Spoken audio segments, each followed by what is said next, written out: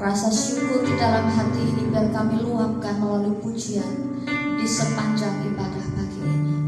Engkau Allah yang hebat, Engkau Allah yang hebat.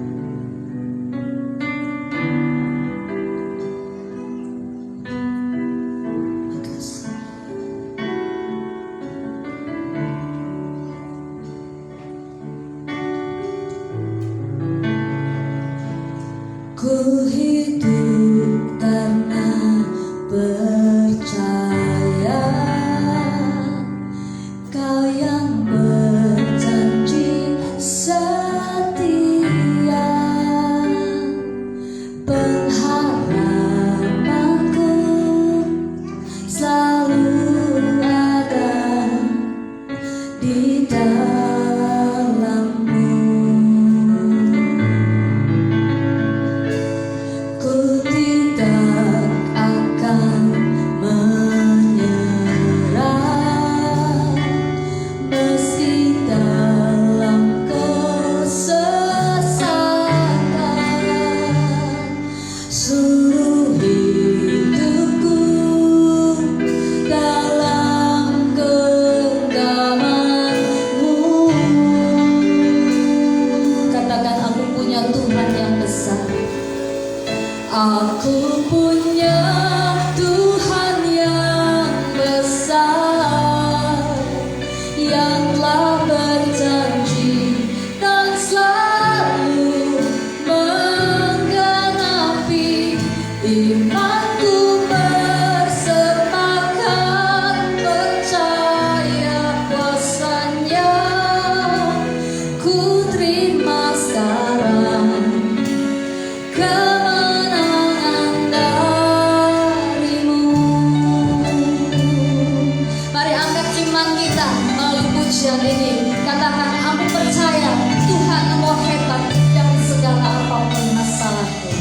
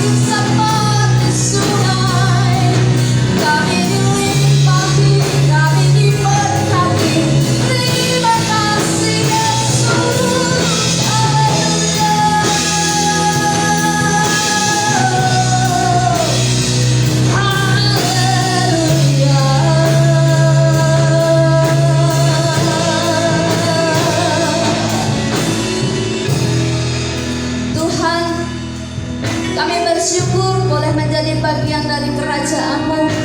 Kami boleh menjadi anak-anak-Mu Tuhan. Karena kami boleh memiliki Tuhan yang hebat. Kami boleh memiliki Tuhan yang luar biasa.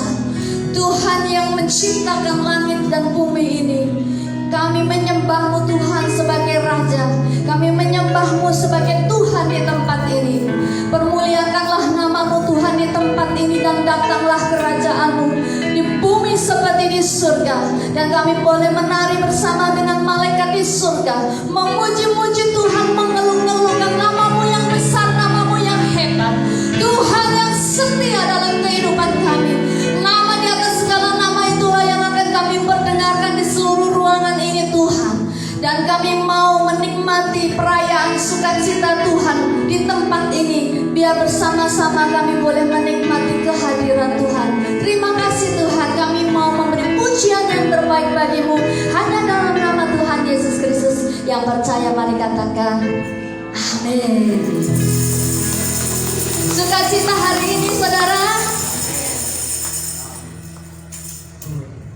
Sukacita hari ini saudara. Haleluya. Sukacita itulah yang akan kita pergunakan pada pagi hari ini untuk menyanyikan kemenangan yang kita sudah terima di dalam Tuhan Yesus, lebih dari pemenang.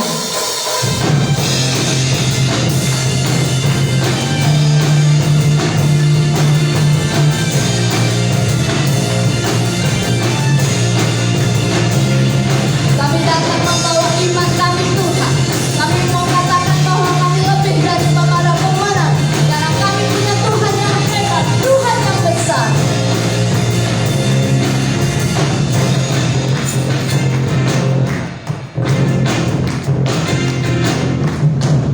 Lebih dari pemenang dalam segala perkara, bisa dikalahkan oleh kuasa darahnya.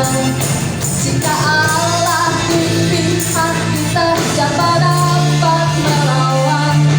Kita lebih dari pemenang, lebih dari pemenang, lebih dari pemenang dalam segala perkara. Bisa dikalahkan oleh kuasa darahnya. Jika Allah di pihak kita, siapa dapat melawan? Kita lebih dari pemenang. Katakan haleluya, haleluya. Kibarkanlah kasih-Nya, Yesus Raja segala raja. Haleluya.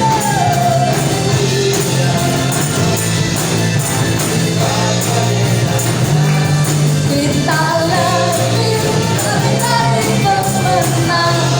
Yes, kita lebih daripada pemenang saudara. Mari kita mau mendengarkan seluruh ruangan ini bahwa kita umat pemenang. Lebih dari pemenang dalam segala perkara. Bisa dikalahkan oleh kuasa darahnya. Jika Allah di pihak kita, siapa dapat melawan? Kita lebih dari pemenang. Haleluya. Kibarkanlah kasih-Nya, Yesus Raja segala raja.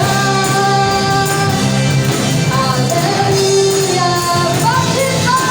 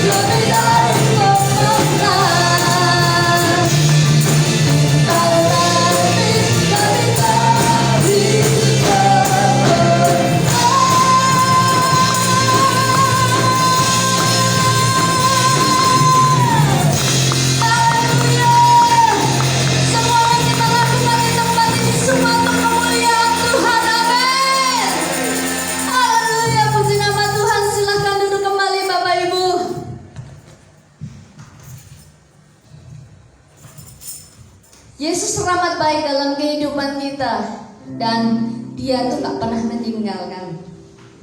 Jadi jangan pernah menyerah dalam hidup ini. Lewati banyak kesesatan, lewati banyak jalan terjal, jangan gampang menyerah. Tuhan pasti beri pertolongan tepat pada waktunya. Karena itu tetap punya iman, karena itu tetap selalu bersandar kepada Tuhan. Karena di dalam Tuhan hanya ada kepastian. Mari kita siapkan hati. Tuhan tak pernah janji langit selalu biru, tetapi Dia berjanji selalu menyertai. Tuhan tak pernah janji jalan selalu rata, tetapi Dia berjanji berikan kekuatan. Jangan pernah menyerah, jangan berputus asa. Mujizat Tuhan ada saat hati menyembah. Jangan pernah menyerah, jangan berputus asa. Mujizat Tuhan ada bagi yang setia dan percaya. Tuhan tak pernah janji langit selalu biru, tapi yang Dia janjikan bahwa Dia Immanuel, Allah menyertai. Tuhan tak pernah janji langit selalu biru, tetapi Dia berjanji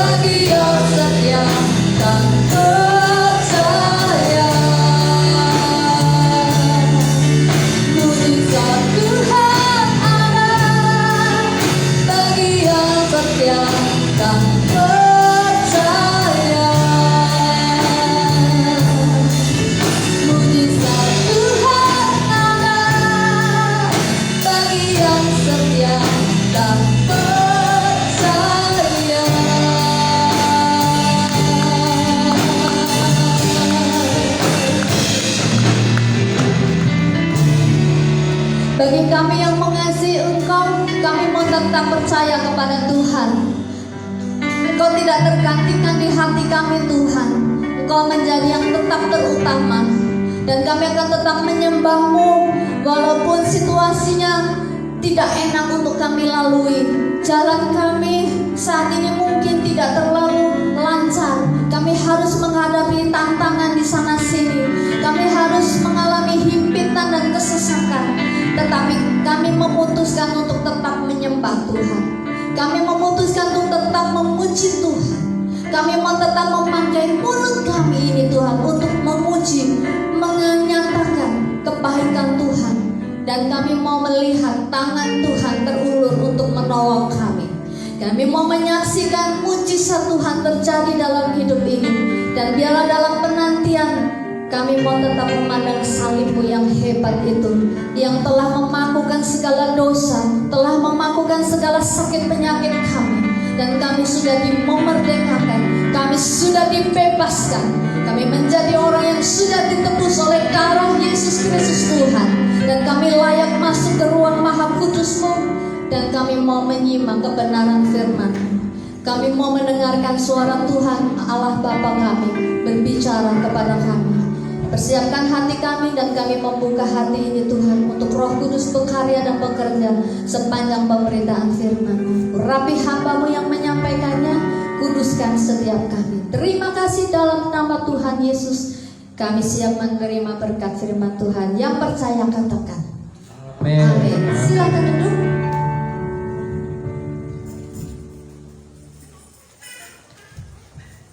Shalom.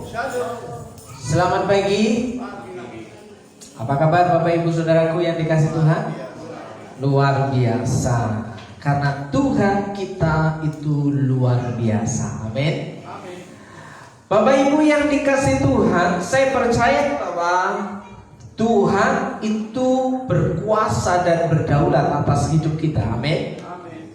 Oleh sebab itu hari ini kita pun harus tetap percaya bahwa Tuhan itu beracara bekerja dalam setiap musim kehidupan kita, kehidupan saudara, kehidupan saya, kehidupan kita semua. Jadi Allah itu mengontrol, Allah itu mengatur, dan Allah itu yang memelihara umatnya. Amin. Oleh sebab itu Bapak Ibu yang dikasih Tuhan, kita mau tidak mau, ya, kita mau tidak mau, mau tidak mau, bahwa Tuhan itu hebat. Amin. Kita mau melanjutkan Bapak Ibu, bahwa bahasanya sepanjang bulan ini kita mengenal, ya, bahwa Yesuslah satu-satunya jalan ke surga. Tidak ada jalan lain untuk bisa sampai ke surga kalau tidak melalui Tuhan Yesus. Yang percaya katakan amin. Nah, Bapak Ibu yang dikasih Tuhan, hari Minggu yang lalu bahwa bahasan yang kita share adalah bahwa Yesus satu-satunya jalan ke surga. Ya. Nah, hari ini yang perlu kita tahu bahwa percaya apa kata Tuhan Yesus itu, ya, jalan keselamatan. Ya. Kalau minggu yang lalu pokok pikiran, pokok bahasanya adalah bahwa Yesus itu satu-satunya jalan ke surga. Tidak ada jalan lain, hanya jalan setapak, ya. Satu-satunya untuk bisa sampai kepada Bapa harus melalui Tuhan Yesus. Dan hari ini, saudaraku yang dikasih Tuhan, kita akan melanjutkan dari bahasan dari sisi yang lain, bahwa jalan keselamatan itu percaya apa kata Tuhan Yesus. Kalau Yesus satu-satunya jalan ke surga, mau tidak mau kita harus percaya apa kata Tuhan Yesus.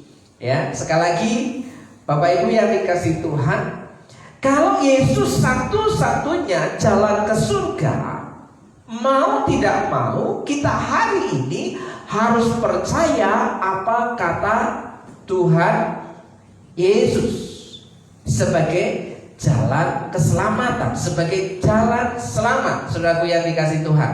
Nah, di sini ada sebuah pertanyaan yang ada dalam Alkitab kita, sebuah kasus bahwa Tuhan, ya, apakah yang harus aku perbuat supaya aku selamat? Ini mewakili pertanyaan banyak orang, ya.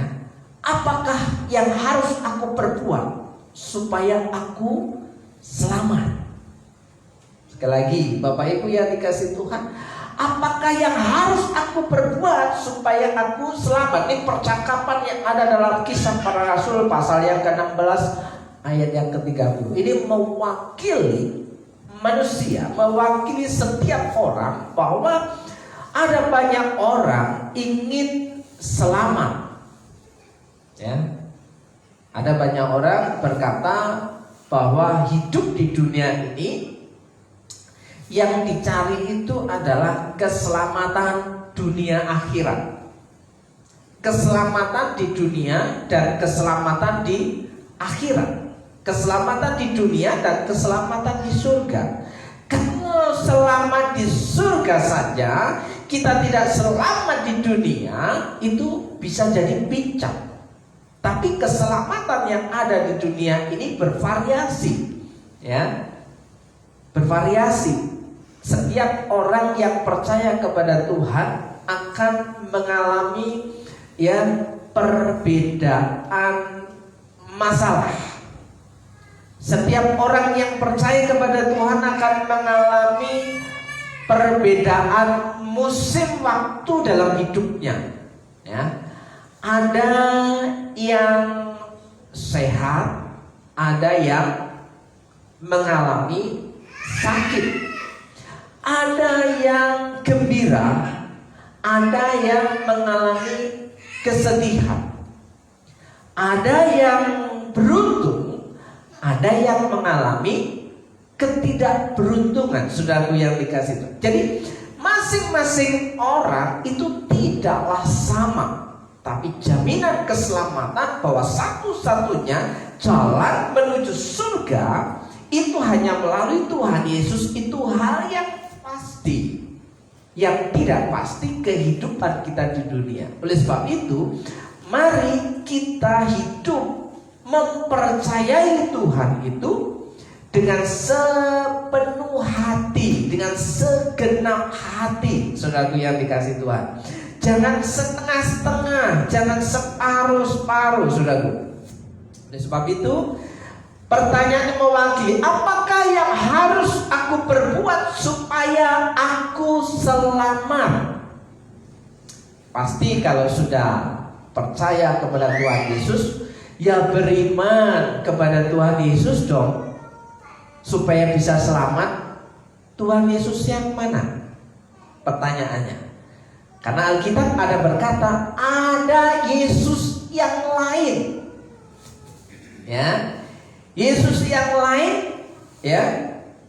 Untuk bisa selamat, kalau saudara membaca surat Galatia, saudara akan menemukan bahwa ada banyak orang di situ percaya bahwa untuk bisa selamat, bisa sampai ke surga. Catatan kitab Galatia, surat Galatia itu percaya Yesus plus sunat, ya.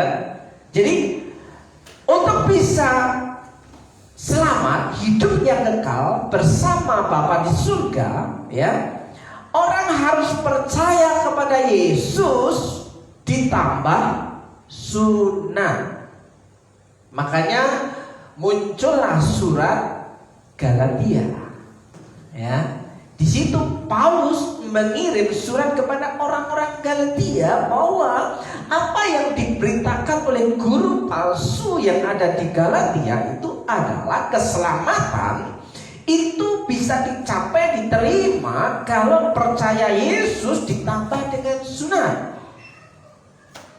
Makanya di situ Paulus memberikan pelurusan pengajaran bahwa untuk selamat cukup percaya kepada Tuhan Yesus, tidak ada tambahan yang lain.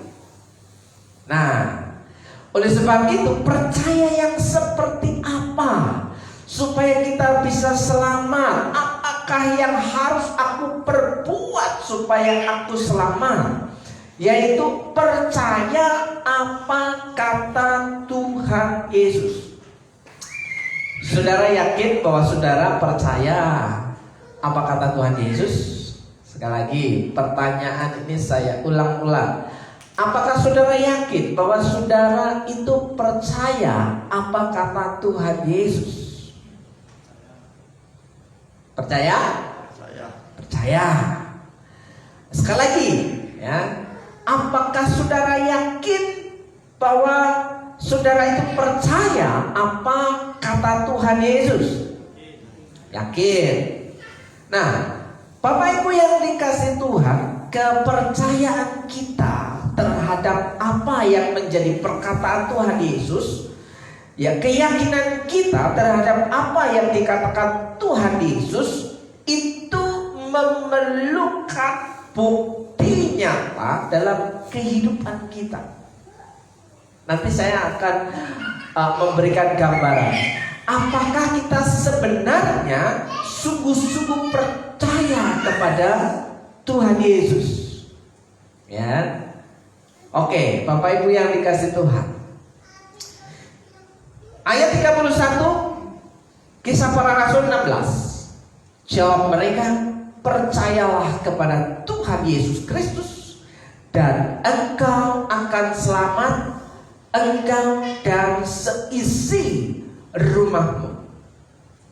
Apakah ketika satu orang ini percaya, include itu semua anggota keluarga bisa selamat?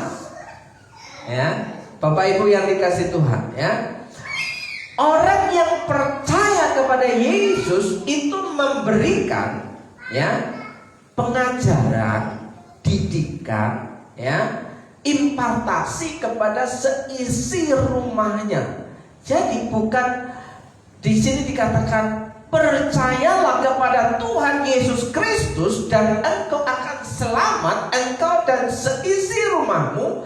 Tidak otomatis satu orang percaya langsung semuanya percaya, semuanya selamat. Ya.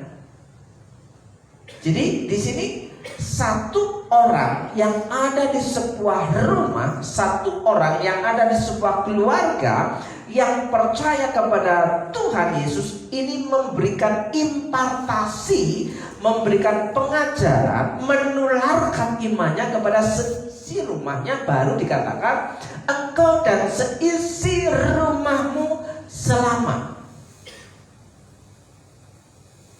Ya, sekali lagi, jawab mereka, percayalah kepada Tuhan Yesus Kristus dan engkau akan selamat, engkau dan seisi rumah. Apakah engkau percaya? Sekali lagi, apakah saudara percaya bahwa untuk bisa selamat itu percaya apa kata Tuhan Yesus? Amin. Oke. Baik. Perbuatan baik seperti apa yang seharusnya kita lakukan, saudaraku yang dikasihi Tuhan? Nah, ada sebuah contoh bahwa ketika Yesus didatangi oleh seorang anak muda yang kaya, ya, kalau saudara membaca dalam Matius pasal ke-19, ya, Matius pasal 19 itu ayat 16 sampai dengan ayat yang ke-26, saudaraku yang dikasihi Tuhan. Di situ Alkitab, Lembaga Alkitab Indonesia memberikan judul bahwa orang muda yang kaya. Orang kaya sukar masuk surga. Benarkah demikian? Ya kan? Bukankah ketika orang kaya itu percaya kepada Yesus, dia selamat? Tapi kenapa orang kaya itu sukar masuk surga, orang berduit itu sukar masuk surga? Kalau begitu, orang yang bisa masuk surga orang yang tidak berduit. Ya, apakah pengertiannya begitu? Bapak Ibu selama jadi orang Kristen membaca Matius pasal 19 ayat 16 sampai dengan ayat 26, kira-kira bagaimana pengertiannya? Ya, di sini untuk menjawab perbuatan baik seperti apa supaya kita selamat, supaya mendapatkan kehidupan yang kekal, supaya bisa masuk surga. Nah, kita membaca ini Matius pasal 19. Ada seorang datang kepada Yesus dan berkata, "Guru, perbuatan baik apakah yang harus kuperbuat untuk memperoleh hidup yang kekal?" Ini diulang kembali pertanyaan. Ya. Perbuatan baik apakah yang harus kuperbuat untuk memperoleh hidup yang kekal? Kira-kira kalau kita membaca kisah ini, kita bisa menjawab. Ya. Perbuatan baik itu melakukan 10 perintah Tuhan. Nah, saudara, saya akan membacakan untuk Bapak Ibu dan saudara. Jawab Yesus, "Apakah sebabnya engkau bertanya kepadaku tentang apa yang baik? Hanya satu yang baik, tetapi jikalau engkau ingin masuk ke dalam hidup, turutilah segala perintah Allah." Bapak Ibu, kata kuncinya turutilah segala perintah Allah. Respon anak muda yang kaya, orang kaya itu apa? Bapak Ibu yang dikasih itu, kata orang itu kepadanya, "Perintah yang mana?" Ya. Sekarang kalau Bapak Ibu ditanya, "Biarlah engkau menuruti perintah Allah," ya, pasti Bapak Ibu akan bertanya, perintah yang mana yang harus kulakukan lebih dulu? Ya kan? Aku ingin melakukan kehendak Bapa, ya kan? Tapi prioritas yang mana yang menjadi tindakan kita sebagai orang Kristen bahwa kita melakukan kehendak Bapa? Seringkali kita sebagai orang Kristen, ya, yang sudah bertahun-tahun, aku ingin melakukan kehendak Bapa, aku ingin menyenangkan Bapa di surga, aku ingin memenuhi panggilan Tuhan. Pertanyaannya, ya, kehendak Bapa yang mana yang kita lakukan hari-hari? Seringkali hanya diajarkan di dalam sebuah keluarga, taatilah orang tuamu, taatilah ayah ibumu. Padahal yang sering diperkatakan itu pernyataan mengandung modus, ya kan? Supaya apa? Anak-anak tidak membantah. Supaya apa? Ketika orang tua memberikan perintah, dilakukan. Saudaraku yang dikasih Tuhan, sehingga yang diajarkan seringkali hampir setiap minggu, hampir setiap bulan, hampir setiap tahun yang diulang-ulang adalah hormatilah ayah ibumu. Gak ada tak perintah yang lain. Ini perenungan bagi kita, ya. Yang sering kali diomong oleh orang tua adalah hormati ayahmu, hormati ibumu, ya. Hormati orang tua. Gak adakah perintah Tuhan yang lain? Ya. Misalnya, kamu harus rajin ibadah, karena firman Tuhan berkata bahwa janganlah engkau menjauhkan diri dari pertemuan-pertemuan ibadah. Tapi yang menonjol dalam keluarga Kristen adalah hormatilah ayahmu dan ibumu, hormatilah orang tuamu. Seolah-olah semua perintah Tuhan itu dirangkum menjadi satu. Jadi semuanya isinya hanya hormati, hargai bapak ibumu. Nah, saudaraku, sementara kehendak Tuhan yang lain, perintah Tuhan yang lain tidak pernah diajarkan, hampir-hampir jarang, diajarkan kepada anak-anak, engkau jangan meninggalkan ibadah, misalnya. Jangan meninggalkan pertemuan-pertemuan ibadah. Ya. Nah, saudaraku yang dikasih Tuhan, di sini perbuatan baik seperti apa? Saya lanjutkan. Apa yang menjadi perbincangan antara seorang muda yang kaya dengan Tuhan Yesus? Yang bertanya, guru yang baik, perbuatan baik apakah yang harus kulakukan supaya aku dapat selamat, supaya mendapatkan hidup yang kekal? Di situ Yesus memberikan sindiran, kamu sebut aku guru yang baik. Ya. Kalau seharusnya anak muda ini mengatakan bahwa aku adalah guru yang baik, dia harusnya mendengarkan dan melakukan apa yang dikatakan guru. Ya, tapi kita lihat endingnya nanti. Nah, saudaraku yang dikasih Tuhan, ya, kamu lakukan perintah Allah. Jawab anak muda yang kaya itu, perintah yang mana? Kata Yesus, jangan membunuh, aku tidak membunuh. Jangan berzina, aku tidak berzina. Jangan mencuri, aku tidak mencuri. Jangan mengucapkan saksi dusta, aku tidak pernah berbohong. Hormatilah ayahmu dan ibumu, aku menghormati ayah dan ibu. Kasihilah sesamamu manusia seperti dirimu, aku melakukannya. Ini perlu dipertanyakan Bapak Ibu yang dikasih Tuhan.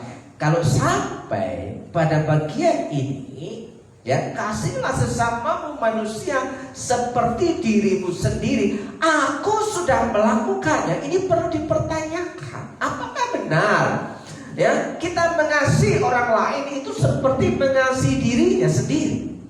Bukankah kalau diri kita ini merasa lapar, kita butuh makan? Diri kita merasa sakit, kita butuh berobat. Ya, diri kita merasa susah, kita merasa bersedih. Apakah benar ketika kita melihat orang lain lapar, ya, kita ikut merasakan lapar? Apakah benar ketika orang lain sakit, kita ikut merasakan sakit? Apakah benar ketika orang lain susah, kita ikut merasakan susah? Itu perlu dipertanyakan ulang. Apakah benar aku sudah melakukan perintah ini? Saudaraku yang dikasih. Tapi anak muda itu dengan pedenya, percaya diri, aku sudah melakukannya. Oke, Tuhan Yesus terus melanjutkan. Kata orang muda itu kepadanya, semuanya itu telah kuturuti, apalagi yang masih kurang. Wah, kalau begitu kesimpulan kita bahwa anak muda yang kaya, orang muda yang kaya ini adalah orang yang sangat baik. Ya, di situ dia nggak membunuh, nggak berzina, nggak mencuri, nggak mengucapkan saksi muda, nggak pernah bohong. Ya, dia orang yang sangat menghormati dan menghargai orang tuanya, dan ya mungkin banyak amal salehnya, mengasihi orang lain. Ya, di situ kasihlah sesama manusia seperti diri, mengasihi orang lain. Semuanya itu sudah kuturuti, semuanya itu sudah aku kerjakan. Berarti anak muda ini adalah orang yang paling baik. Kira-kira kita seperti anak muda ini enggak? Kira-kira kita perfect, ya, sempurna seperti anak muda ini, kira-kira begitu kan? Ya, aku enggak membunuh loh, ya, tapi membunuh perasaan orang lain sering. Ya, membunuh secara fisik, ya, enggak, tapi membunuh perasaan orang lain sering. Bahkan membunuh keyakinan orang lain sering. Ya. Terus di situ jangan berzina. Kalau jujur sebagai laki-laki, Bapak Ibu yang dikasih Tuhan, ya, Yesus berkata bahwa ketika engkau melihat dengan matamu sendiri, melihat dengan matamu dan menginginkannya, itu Yesus sebut sudah berzina. Ya kan? Sementara kita punya HP itu semuanya muncul, Bapak Ibu yang dikasih Tuhan. Jadi hampir tiap hari kalau boleh jujur, seorang laki-laki itu ya melakukan hal itu, saudaraku. Sudah berzina dalam matanya, dalam hatinya. Tapi secara physically ya, mungkin dia berkata, aku gak pernah berzina. Ya. Terus di situ dikatakan lagi, jangan mencuri. Gak pernah ngambil barang punya orang lain, tapi mencuri waktu sering. Ya. Mencuri waktu itu kalau yang sekolah ya sering datang terlambat, itu mencuri waktu. Yang kerja ya datang terlambat, itu mencuri waktu. Pulang sebelum waktunya, itu mencuri waktu. Jam makan melebihi durasi, itu mencuri waktu. Ya kan? Kita bilang kita gak pernah mencuri. Datang telat itu sudah mencuri waktu. Ya kan? Dipikir kita gak bisa berkata bahwa saya ini bukan orang jahat, saya ini adalah orang baik. Perhatikan baik-baik jika kita bekerja di sebuah perusahaan, ya, ketika ya keluar makan yang harusnya punya durasi jam makan, hanya waktunya setengah jam, engkau pergunakan waktu makan 1 jam. Saya bersama dengan istri sering kali mendapati ya orang yang pakai baju seragam kantor, ya, jam makan itu datang jam 11, ya, pergi berdiri dari meja makan itu jam 2. Jadi masuk kantornya berapa jam? Belum perjalanan ke kantor. Bapak Ibu yang dikasih itu bukan 1-2 orang gerombolan. Ya. Jadi ada banyak yang dikatakan aku orang baik, ternyata mereka sudah mencuri waktu tenaga untuk perusahaan. Ya. Kami sering mendapati orang-orang yang seperti itu. Ya. Harusnya jam istirahat itu jam 12. Kalau menurut SOP kantoran, ya, jam 11 sudah ada di rumah makan. Sampai jam 2 masih belum pulang-pulang. Wow, ini meetingnya kok gak kelar-kelar ya. Nah, saudaraku yang dikasih Tuhan, sementara bos berusaha ketar-ketir ya, apakah mendapatkan profit atau tidak, kecuali dia memang dinas luar, saudaraku. Dinas luar memang tugasnya di luar, itu tidak masalah.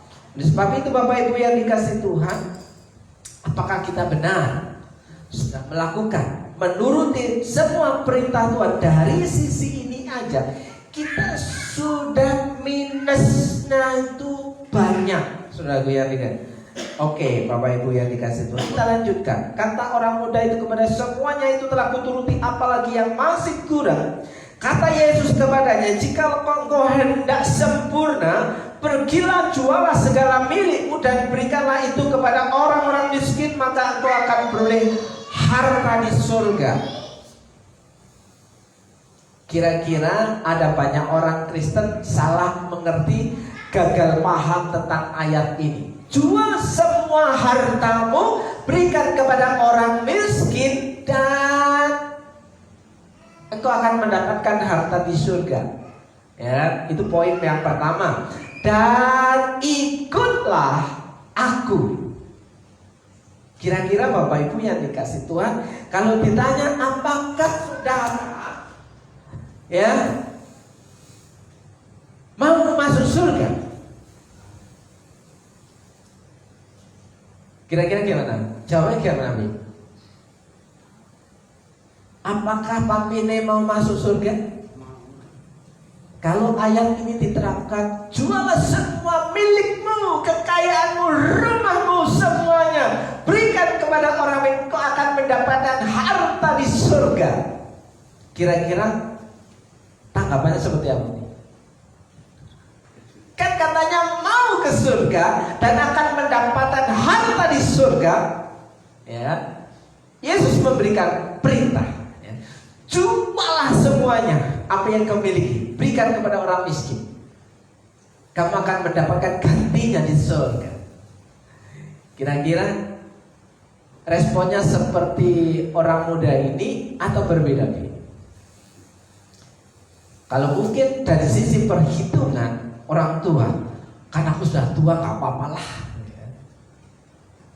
Tapi kan gak tahu kapan dipanggil. Apakah cepat ataukah masih lama? Kalau masih lama lah, kepriwe. Ya.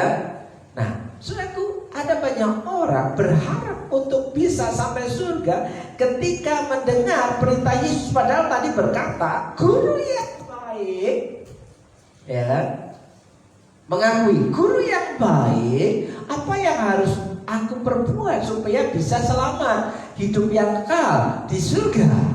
Ya, ternyata perkataan itu cuma basa-basi saja, Bapak Ibu. Kenapa? Kalau harusnya menyebut Yesus guru yang baik, apa yang dikatakan Yesus itu baik semua, sehingga apa yang dikatakan Yesus dilakukan. Ya, ternyata di sini, ya, tantangan terakhir, challenge, ya, tantangan terakhir, jualah semua harta milikmu, bagikanlah kepada orang miskin, kamu akan mendapatkan gantinya harta di surga. Mikir, kalau aku jual semuanya, aku gak punya apa-apa, ya kan? Kalau begitu, lah nanti aku makannya gimana? Kan jadi aku jadi miskin. Ya, apakah benar maksud Yesus memperlakukan anak muda ini supaya tidak punya apa-apa? Apakah itu maksudnya Yesus? Sehingga memberikan perintah, jual semua harta milikmu dan bagikanlah kepada orang miskin, ya, kamu akan mendapatkan harta di surga. Apakah artinya bahwa Yesus menghendaki orang ini tidak punya apa-apa?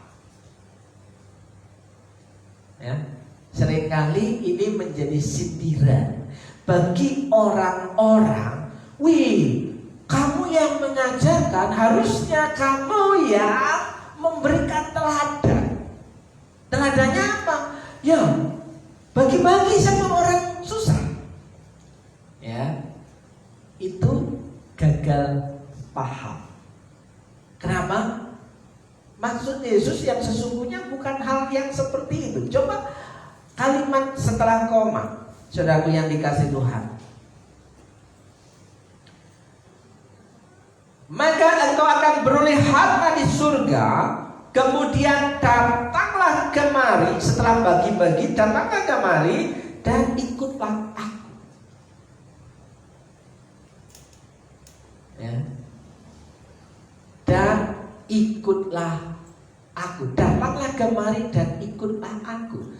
Sebenarnya yang menjadi poin penting Bapak Ibu dan Saudara pada bacaan bahwa orang kaya sukar masuk surga ini adalah bahwa melepaskan hak hidup semuanya dan yang menyerahkan di kaki Tuhan. Kalau sudah bersama dengan Tuhan, apa yang kurang? Bukan hanya engkau akan mendapatkan ganti harta di surga kalau sudah bersama dengan Tuhan, ya. Oke. Mungkin kalau itu uji nyali, uji tes. Ya, ketika kalau saya imajinasikan, kalau anak muda kaya ini menuruti apa kata Yesus sebagai guru yang baik, dia menjawab, baiklah guru, aku akan melakukan perintah, akan kujual semuanya. Dia pamitan, permisi. Kira-kira bayangan saya Yesus akan membatalkannya. Ya. Ingat kasus Abraham yang disuruh mempersembahkan korban anaknya yang bernama Ishak.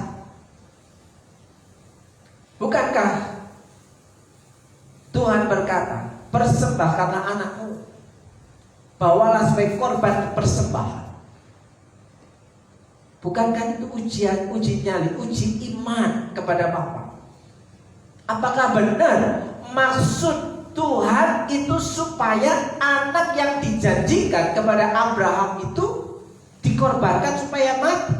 Padahal dari keturunan Abraham Mesias itu akan datang. Ya. Coba bandingkan Bapak Abraham yang menuruti perintah Allah dengan anak muda yang kaya yang mengatakan bahwa guru yang baik, apa yang harus kuperbuat untuk bisa hidup selamat dan kekal? Ternyata berbeda. Jadi berkaca kepada Allah memberikan perintah kepada Abraham bahwa Abraham benar-benar menuruti apa kata perintah Tuhan. Dia bawa anaknya, ya kan? Dia ajak bicara anaknya, dibawa ke sebuah bukit, dan di situ anaknya bertanya, "Bapak, di sini tidak ada hewan korban. Mana yang harus dikorbankan?" Anaknya tanya demikian, Bapak Ibu yang dikasihi Tuhan. Kira-kira sebagai seorang bapak yang sangat mengasihi anak semata wayang, anak satu-satunya itu, ya, mau dikorbankan, kira-kira sedih gak? Terenyuh gak? Saya kira Abraham juga dengan berdegup, ya, jantungnya itu mungkin sudah gak karu-karuan. Kenapa? Jujur gak ya? Ngomong gak ya? Dikasih tahu gak ya anaknya?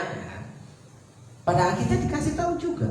Saudara, pada akhirnya anaknya menurun ketika anaknya dibaringkan, disuruh tidur di tempat api pembakaran korban, ditumpukan kayu itu.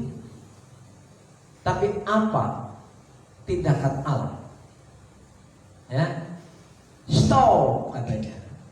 Ya, diberikan pengganti apa? Domba korban. Ya, kalau kita berkaca pada kisah itu, bahwa orang yang menuruti Allah itu tidak mungkin dicelakakan oleh Allah. Demikian juga harusnya anak muda yang kaya ini, dia ketika mau menuruti apa yang diperintahkan oleh Yesus, saya kira Yesus akan bertindak hal yang sama seperti Allah Bapa kepada Abraham. Ya, masa Tuhan Yesus mau, ya, orang-orang yang mengikutinya tidak punya apa-apa, orang-orang yang mengikutinya kelaparan, orang-orang yang mengikutinya susah-susah, ya, kan itu bertentangan bahwa orang-orang yang mengikuti Yesus hidupnya dipelihara oleh Tuhan.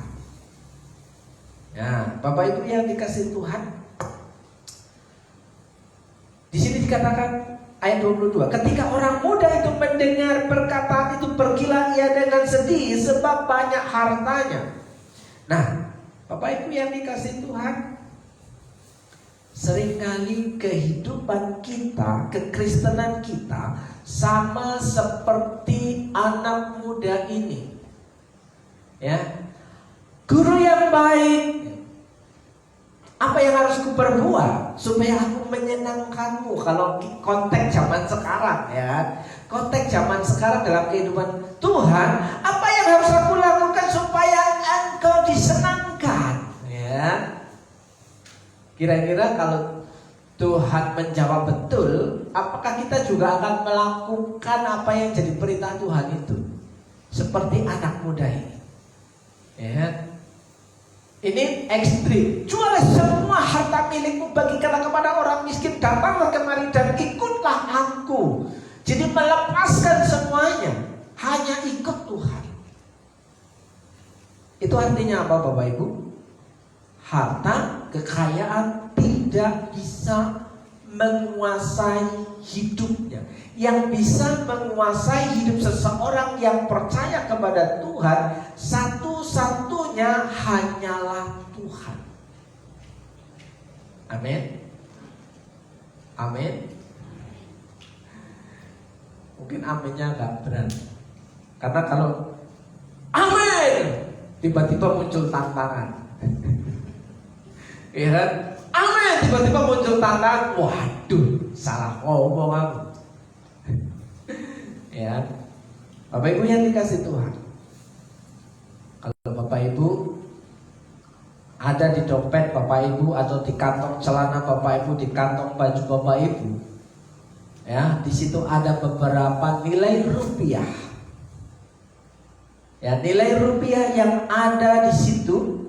Sementara Bapak Ibu yang dikasih Tuhan, tiba-tiba kita melihat ada orang di sebelah kita, di samping kita, ya, yang sedang mengalami kesusahan, yang butuh pertolongan dan bantuan. Kira-kira nominal yang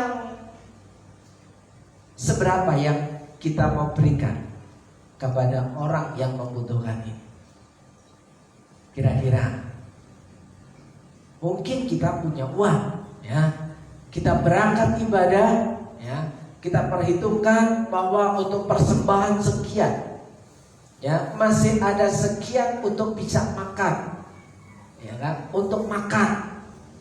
Nah, sementara kalau yang jatah untuk makan ini saya berikan kepada saudara saya ini, nanti pikiran kita apa? Kira-kira lapar. Saya nanti gak jadi makan dong, ya kan? Kebanyakan orang akan berkata, kalau jatah uang makan hari Minggu ini saya berikan kepada saudara saya yang membutuhkan, nanti saya gak bisa makan dong. Karena apa? Gak bisa beli makan dong. Itu artinya apa? Bapak Ibu yang dikasih Tuhan, sama dengan orang muda yang kaya itu, tidak bisa menuruti apa yang menjadi kehendak Tuhan dalam kehidupannya. Kita takut gak bisa makan, kita khawatir gak bisa makan. Artinya apa? Tidak percaya atas pemeliharaan Tuhan. Satu. Yang kedua, kita itu serakah. Kira-kira dosanya lebih parah mana ini? Antara tidak percaya atas pemeliharaan Tuhan dan serakah. Dosanya berat mana isi?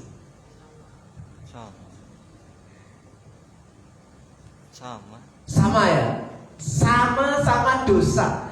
Nah, seringkali ada banyak orang Kristen itu tidak sadar bahwa seringkali ia telah menistakan Tuhan, seringkali telah mengecewakan Tuhan, seringkali telah melecehkan Tuhan, seringkali telah menghina Tuhan.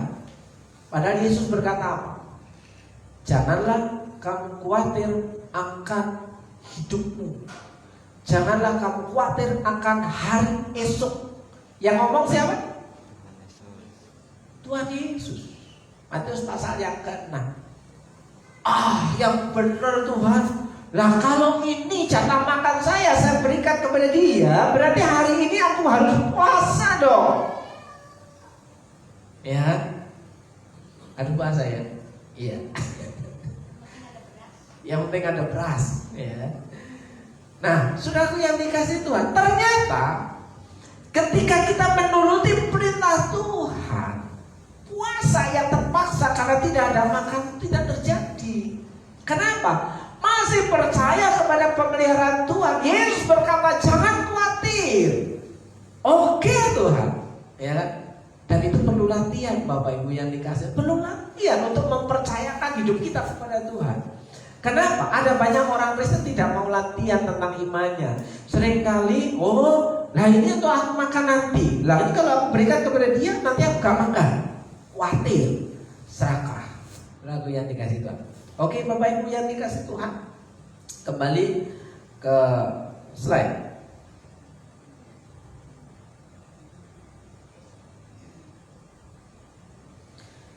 Kira-kira dari sini Bapak Ibu dan Saudara paham? Seringkali kita menjadi orang yang tidak paham dengan isi Alkitab, tapi kita tahu dan hafal cerita Alkitab. Saudara yang dikasih Tuhan, banyak orang yang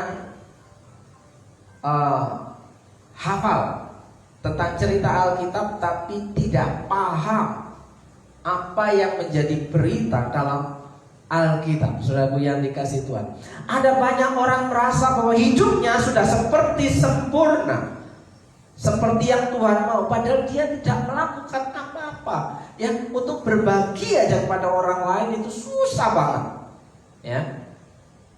Nah, perbuatan baik seperti apa? Dengan demikian tiap-tiap manusia kepunyaan Allah diperlengkapi untuk setiap perbuatan baik. Jadi setiap kita itu dikasih talenta, diperlengkapi, dikasih senjata untuk melakukan perbuatan baik, pekerjaan baik. Ya, oke. Bapak Ibu yang dikasih Tuhan, di sini Yesus berkata, Yohanes pasal 10 ayat 9, Akulah pintu. Barang siapa masuk melalui aku, ia akan selamat. Dan ia akan masuk dan keluar dan menemukan padang rumput. Padang rumput itu memiliki makna kiasan bahwa pemeliharaan Tuhan itu cukup sempurna, clear. Ya, akulah pintu. Yesus berkata akulah pintu. Apakah kita percaya bahwa Yesus itu jalan masuk? Barang siapa masuk melalui aku, ia akan selamat. Jadi kalau kita mau selamat, kita harus masuk melalui pintu yang tepat. Contoh, kita mau selamat dari apa di dunia ini? Ya, kalau berbicara masalah usaha, Bapak Ibu yang dikasih Tuhan, ada banyak orang berkata bahwa orang yang lagi usaha itu susah. Ya yang susah-susah, tapi yang lancar ya lancar saja. Ya. Bapak Ibu yang dikasih Tuhan, ada banyak orang mengeluh bahwa untuk usaha itu tidaklah ada untung. Tapi Bapak Ibu dan Saudara, percayakah bahwa untuk bisa masuk sampai ke padang rumput, pemeliharaan Tuhan itu cukup satu-satunya, mau susah, mau laku, mau paceklik, ya, mau kekeringan, harus masuk melalui satu pintu, yaitu yang namanya Tuhan Yesus. Akulah pintu, barang siapa masuk melalui aku, dikatakan ia akan selamat. Selamat, bisa melewati dari hari ke hari, dari minggu ke minggu, dari bulan ke bulan, dari tahun ke tahun. Masuklah melalui pintu yang disediakan, Bapak Ibu yang dikasih Tuhan. Nah, kalau kita hari ini percaya apa kata Tuhan Yesus, kita akan selamat sampai menemukan padang rumput. Kalau kita tidak bisa percaya, kita itu sama artinya menghina dan melecehkan Tuhan. Sama aja seperti anak muda tadi. Jual semua harta milikmu, bagikan kepada orang miskin, datanglah kemari dan ikutlah aku. Ngomong apa itu? Ngomong apa itu? Ya. Gak percaya pada omongan Tuhan. Nah, saudaraku, kita bilang, Tuhan aku malah mau melakukan kehendak-Mu. Tuhan aku mau menyenangkan-Mu.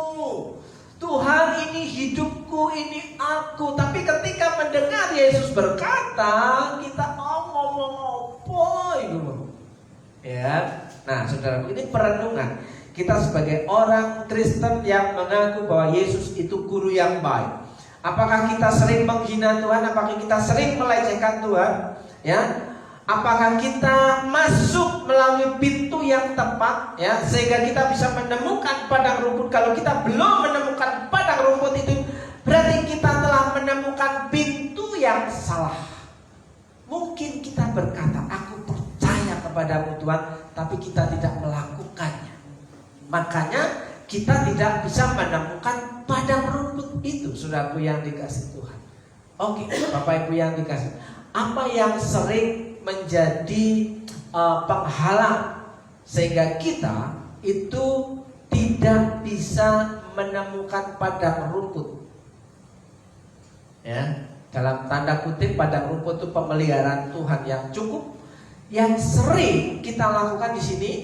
Kita bisakah menjawab pertanyaan Tuhan Yesus? Siapakah di antara kamu yang karena kekhawatirannya dapat menambahkan sehasta saja pada jalan hidupnya? Ini sama juga dipertanyakan kepada anak muda yang kaya tadi, ya kan? Apakah engkau percaya kepadaku? Kalau pakai bahasa Indonesia sehari-hari, kalau engkau percaya, jual semua harta milikmu, bagikanlah kepada orang lain, datanglah kemari dan ikutlah aku. Yang terjadi kekhawatiran. Kalau semua ya kujual, aku nggak punya apa-apa, lah aku terus piye? Kan begitu. Kekhawatiran, ya. Siapakah di antara kamu yang kita khawatir? Siapa yang tidak pernah khawatir? Ada yang tidak pernah khawatir? Susu pernah khawatir? Pernah apa sering? Haha, sering. Saudara, kalau kita mau jujur, kita itu sering khawatir. Bagaimana melatih mengatasi kekhawatiran? Kekhawatiran itu harus diatasi, Bapak Ibu. Makanya orang yang sering khawatir itu sama saja sebenarnya adalah orang yang telah melecehkan Tuhan. Kenapa? Tuhan berkata jangan kamu khawatir, tapi kita khawatir terus-menerus. Ya kan? Ya, besok gimana ya? Anak-anak mau sekolah, ya, sepatunya pada bodol, seragamnya pada sobek, ya kan? Terus harus bayar SPP, ya. Khawatir, gimana ya bayarnya ya? Jangan cuma bertanya gimana bayarnya, iya kan? Jangan bertanya hanya gimana bayarnya, cuma bertanya doang tapi tidak melakukan apa-apa. Nah, kalau semua sudah diusahakan mentok, jangan bilang sudah mentok Tuhan, orang ngomong-ngomong harus mentok. Ya, usahakan dulu, ya kan? Saya melihat Pak Bini kalau sudah mentok mulai ceker-ceker. Ya, semua dibersihkan, berbeda. Semua dibersihkan, ya, kabel-kabel dibersihkan, ya, dipilihin yang kuning-kuningnya, ya kan? Terus semua yang hampir-hampir tidak terlalu bermanfaat dibersihkan, maksudnya dirongsokin, ya.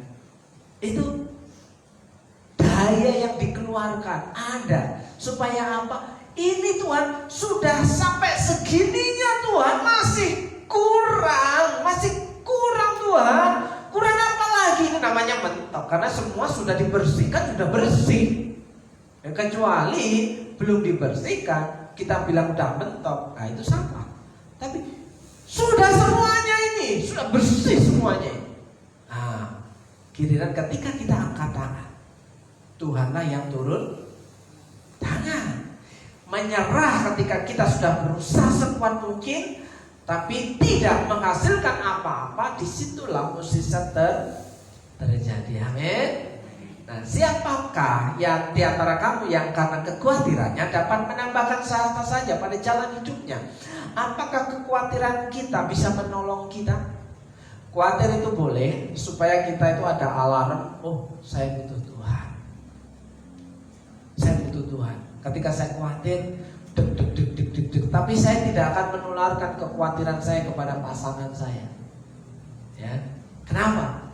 Kalau saya khawatir, dia khawatir, nah ya dua-duanya khawatir, gak bisa ngapa-ngapain, saudara. Biarlah saya aja yang khawatir, ya kan? Kenapa? Saya harus atasi itu supaya apa? Pasangan saya tidak mengalami kekhawatiran, supaya dia tetap percaya kepada Tuhan. Ketika apa? Percayalah kepada Tuhan, maka ia akan memelihara hidupmu. Seorang sering berkata kepada pasangannya, tapi ketika hidupnya menimbulkan kekhawatiran pada pasangannya, maka kata-katanya ini akan menjadi sia-sia. Iya. Saya sebagai seorang pria, sebagai seorang laki-laki, sebagai seorang suami, sering berkata kepada istri saya, percayalah kepada Tuhan Yesus, maka ia akan memelihara hidupmu. Tapi tiap hari saya memberitahukan kekhawatiran saya kepada dia, maka dia percaya nggak apa omongan saya? Tidak bakalan percaya, saudara lihat kan? Lah wong kamu aja khawatir kok ngomongin aku aja khawatir, ya. Nah, seringkali saya sering menguji nyali, menguji iman, ya, testimoni bahwa saya memberikan impartasi bagaimana melatih iman itu, ya kan? Seringkali dia setelah eksperimen itu terjadi, pulang-pulang dia marah-marah, ya. Kamu ini loh, kan bilang-bilang dompet gak ada uangnya, kenapa dikasih ke aku?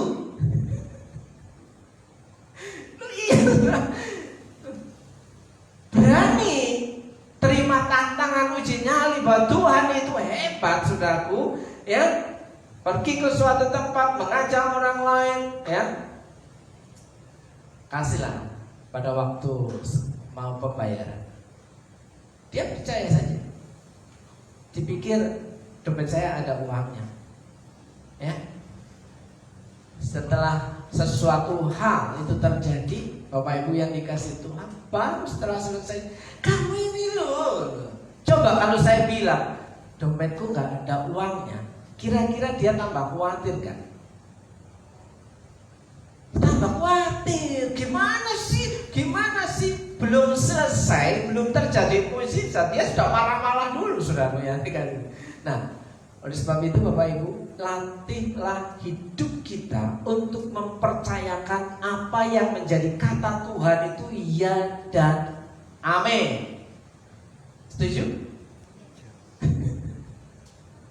Lu harus dilatih. Kalau nggak dilatih, kapan kita bisa percaya mengandalkan Tuhan? Oke, Bapak Ibu yang dikasih Tuhan. Yang selanjutnya, selamat itu untuk mendapatkan kesembuhan. Ada banyak orang untuk sulit mengerti bagaimana untuk dapat menikmati kesembuhan yang daripada Tuhan. Seringkali kita berkata, dan seringkali saya ingatkan berkali-kali kepada pasangan saya, jangan terus ulangi kata-kata ini sakit, itu sakit. Kenapa? Kalau kamu bilang ini sakit, itu sakit, aku lebih banyak bisa berkata bahwa ini sakit, ini sakit, ini sakit, ini sakit. Bapak Ibu, ya. Ini yang sering saya potong kompas ketika dia bicara ini sakit, ini sakit. Ya, walaupun memang faktanya sakit, Bapak Ibu. Ya, siapa bilang Kak yang sakit? Sakit. Tapi saya kembali ingat, ya, istri saya pernah khotbah begini, ya. Nikmati rasa sakit. Masih ingat? Oh iya, nikmati rasa sakit, ya kan? Seperti counterweight, ya. Ya, dia pakai iklan itu, saudaraku. Nah, saudaraku yang dikasih Tuhan, untuk mendapatkan kesembuhan, mau tidak mau tetap mempercayai apa yang menjadi kata Tuhan. Di sini ada contoh kasus, ya. Maka kata Yesus kepada perempuan itu, hai anakku, imanmu telah menyelamatkan engkau. Selamat. Ya, pergilah dengan selamat dan sembuhlah dari penyakitmu. Kalau perempuan itu tidak percaya dengan omongan Yesus, maka ia tidak akan bisa selamat dan tidak bisa menikmati mukjizat kesembuhan. Saudara baca sendiri di rumah, ya, Markus pasal yang kelima. Nah, di situ ada sebuah cerita bahwa Yesus pernah berkata, hai anakku, imanmu telah menyelamatkan engkau. Sampai di sini Bapak Ibu yang dikasih Tuhan, apakah kita mau menerima keselamatan yang daripada Tuhan? Amin. Kita mau menerima kesembuhan yang daripada Tuhan. Amin. Menerima pemeliharaan yang daripada Tuhan. Saudara baca berulang-ulang tentang orang muda yang kaya tadi. Di rumah baca berulang-ulang. Apa maksud? Kalau hari ini belum paham, baca berulang-ulang. Apa maksudnya Tuhan Yesus berkata kepada anak muda yang kaya itu? Apakah ketika mengikut Yesus tidak boleh kaya? Ketika mengikut Yesus harus tidak punya apa-apa, ya kan? Mustahil. Mustahil. Orang yang mengikut Yesus, bagaimana supaya bisa menjadi berkat bagi orang lain? Dia harus punya. Amin. Jadilah orang yang punya. Punya berarti bukan menjadi orang yang kaya, tapi orang yang punya itu orang yang menerima berkat Tuhan, tapi bisa menjadi berkat bagi orang lain. Amin. Mari kita berdoa. Terima kasih Tuhan, kami mengucap syukur pada hari ini. Kami percaya bahwa kalau satu-satunya jalan masuk untuk bisa selamat, jalan masuk untuk bisa menikmati kehidupan yang kekal di surga, jalan masuk untuk dapat mengalami pemeliharaan Tuhan, jalan masuk untuk dapat menikmati keberuntungan, dan jalan masuk untuk menikmati sukacita dan penghiburan. Dan kami tahu hari ini Engkau berkata bahwa Engkau tidak akan pernah membuat kehidupan orang yang mengikutimu mengalami celaka. Dan ini yang kami percaya Tuhan, kalau satu-satunya jalan masuk untuk menikmati kehidupan selamat di bumi dan di surga. Dalam berkat nama Yesus, saudara percaya bahwa apa yang dikatakan oleh Tuhan Yesus itu adalah iya dan amin, benar adanya. Katakan amin.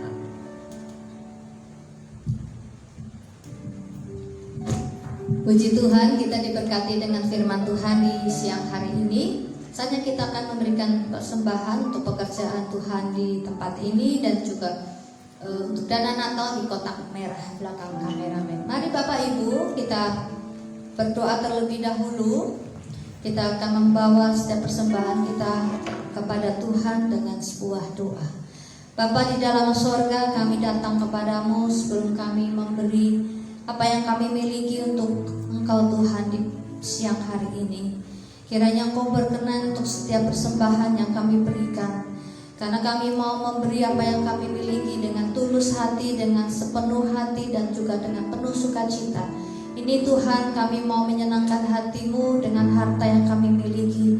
Kiranya Engkau memberkati setiap tangan-tangan yang memberkati dengan penuh sukacita, dan biarlah taburan itu Tuhan boleh mendatangkan sukacita dan berkat buat kami. Dalam nama Tuhan Yesus, haleluya, amin. Aku diberkati. Aku diberkati, aku dilimpahi, karena Allah sanggup untuk menyediakan. Aku diberkati, aku dilimpahi atas sempurna anugerah Tuhan bagiku. Aku diberkati, aku dilimpahi.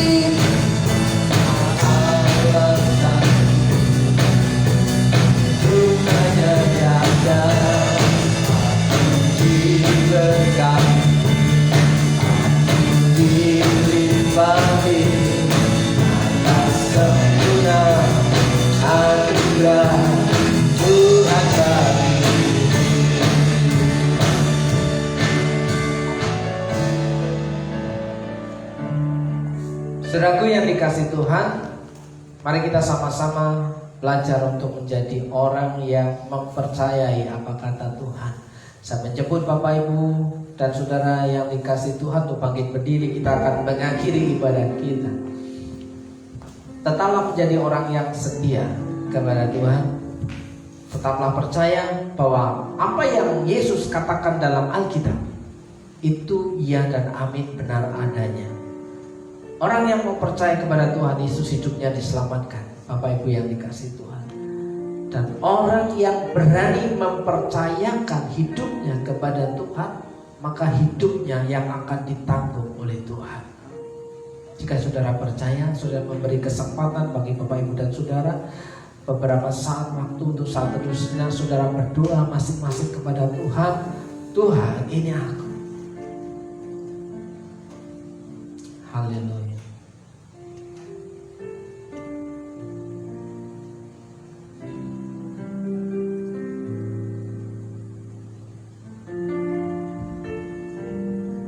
Ini kami Tuhan, Engkau melihat, menilik satu persatu isi hati setiap umat-Mu. Dan kami percaya Tuhan, Engkau adalah Allah yang melihat sampai kedalaman hati. Engkau sampai kepada isi hati. Dan kami tahu Tuhan, kami tidak bisa menutupi apa yang terjadi dalam suasana hati kami.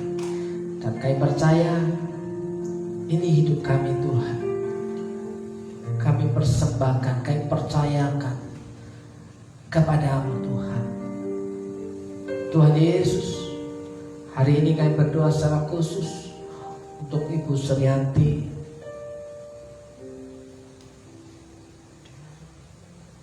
yang sakit, yang barusan jatuh, yang lemah, yang tanpa orang lain dalam kehidupan rumahnya. Kami percaya Engkau Allah yang memelihara hidupnya. Jamah tubuhnya, beri kekuatan, berikan sukacita, berikan pengharapan kepada-Mu Tuhan. Kami percaya bahwa Engkau Allah yang sanggup menolong, memelihara hidup Bu Suryanti. Demikian juga umat-Mu yang lain yang sedang mengalami kelemahan tubuh, yang sedang mengalami sakit penyakit. Kiranya Tuhan tolong dan jamah dalam berkat nama Yesus. Berdoa juga untuk umat-Mu yang hari ini sedang bergumul dengan rumah tangganya. Tuhan menolong, memulihkan kehidupan rumah tangganya. Saudara kami, umat Tuhan yang sedang bergumul dengan pekerjaan, dengan mata pencahariannya, kiranya Tuhan mengirimkan burung gagak itu dalam kehidupannya, sehingga pertolongan itu nyata. Apa yang dikerjakannya tidak akan pernah menjadi sia-sia, menghasilkan keberuntungan demi keberuntungan, karena Tuhan memberkati pekerjaannya. Dalam berkat nama Tuhan Yesus. Bapak Ibu yang dikasihi Tuhan, malah kita menerima berkat kemurahan Tuhan. Berkat Tuhan terjadi atas hidup Bapak Ibu dan saudaraku yang dikasihi Tuhan. Kiranya berkat kemurahan Tuhan terjadi atas hidup saudara. Tuhan menolong hidup saudara. Tuhan yang akan menjadi pelindung bagi kehidupan saudara, rumah tangga, keluarga saudara, pekerjaan saudara, anak-anak saudara. Dalam berkat nama Tuhan Yesus, diberkati hidupmu, diberkati keluargamu, diberkati pasanganmu, diberkati anak-anakmu, diberkati seisi rumahmu. Berkat-berkat yang baru diperintahkan mendapat kehidupanmu dalam berkat nama Yesus. Diberkati usaha pekerjaanmu, warungmu, tokomu, apa yang menjadi kerelalamu hari kemarin, hari ini, bahkan hari esok. Tuhan sanggup memberikan keberuntungan demi keberuntungan dalam berkat nama Tuhan Yesus. Saudara yang percaya apa yang menjadi kata Yesus, jangan kamu khawatir. Saudara yang percaya bahwa Yesus itu hebat, katakan amin. Amin.